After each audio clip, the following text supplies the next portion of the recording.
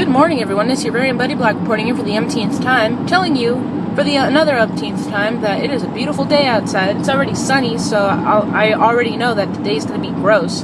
Like, this entire week, it's been like beautiful mornings and like super crappy afternoons. And then it descends into pretty pleasant evenings and all that stuff, and the night is pretty fantastic.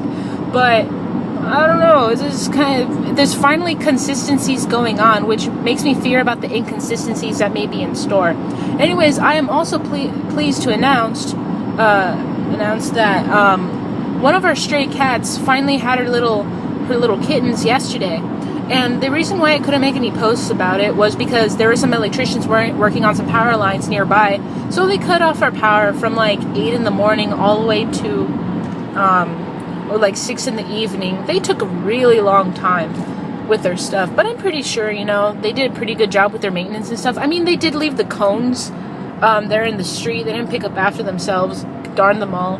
But other than that, I guess everything's fine and working for the most part. But yeah, our cat, which I named Watson for some reason. I just call her You Fat sometimes.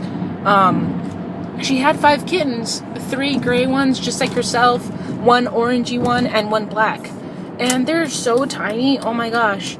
And what's funny is that, when I went home yesterday, like I said I would be, she was inside of one of our potted plants, just kind of chilling there. And I noticed she was breathing a little heavier than usual, so I knew she was, getting ready.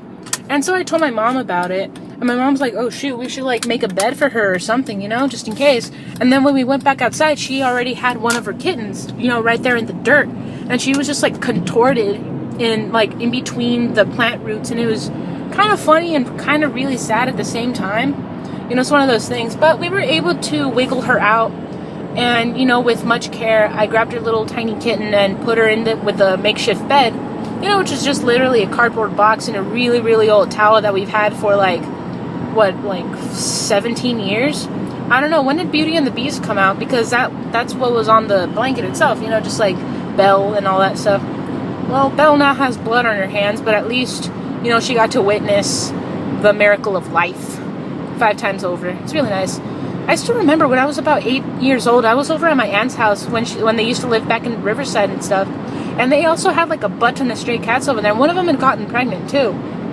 And I remember it was nighttime and I heard a commotion outside, and my 2 cousins were outside, and suddenly I find myself being like a rudimentary midwife, just helping this cat birth like the little kittens and stuff. And I remember I'd have to like kind of grip these little tiny wet kittens firmly, that way they wouldn't go back inside the mom, because that was what was going on. I was just like, holy frick, this is a thing, this is happening. And then at the end of it, I was just looked down on my blood covered hands. I'm like, holy frick, this just happened.